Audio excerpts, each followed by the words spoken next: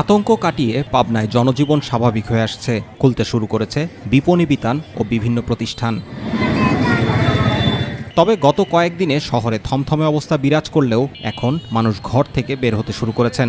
রাস্তায় এখনও পুলিশের পরিবর্তে ট্রাফিক নিয়ন্ত্রণ করছেন ছাত্রদের পাশাপাশি ফায়ার সার্ভিসের সদস্যরা।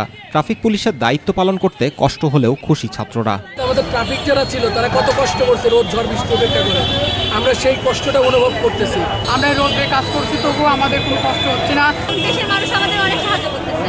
আসলে আমরা অনেক আনন্দিত, কারণ আমরা দেশের জন্য কাজ করতেছি, দেশের মানুষের জন্য কাজ। আমরা ছাত্ররা বাংলাদেশের জনগণকে একটা দুর্নীতিমুক্ত দেশ উপহার দিব ইনশাআল্লাহ। পাবনার থানাগুলোতে কোনো অপ্রীতিকর ঘটনা ঘটেনি।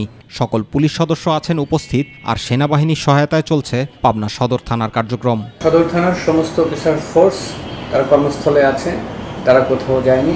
ইউনিয়নের যারা প্রতিনিধি আছে, গ্রামের প্রতিনিধি আছে, তাদের সাথে কথা বলতেছি আইন শৃঙ্খলা স্বাভাবিক রাখার জন্য, যাতে কোথাও কোনো অপ্রীতিকর ঘটনার জন্ম না নেয়। খুব দ্রুততম সময়ের মধ্যে শান্তিপূর্ণ স্বাভাবিক জীবন শুরু হবে, এমনটাই সবার প্রত্যাশা। জুবাইর রহমান, মাই টিভি নিউজ।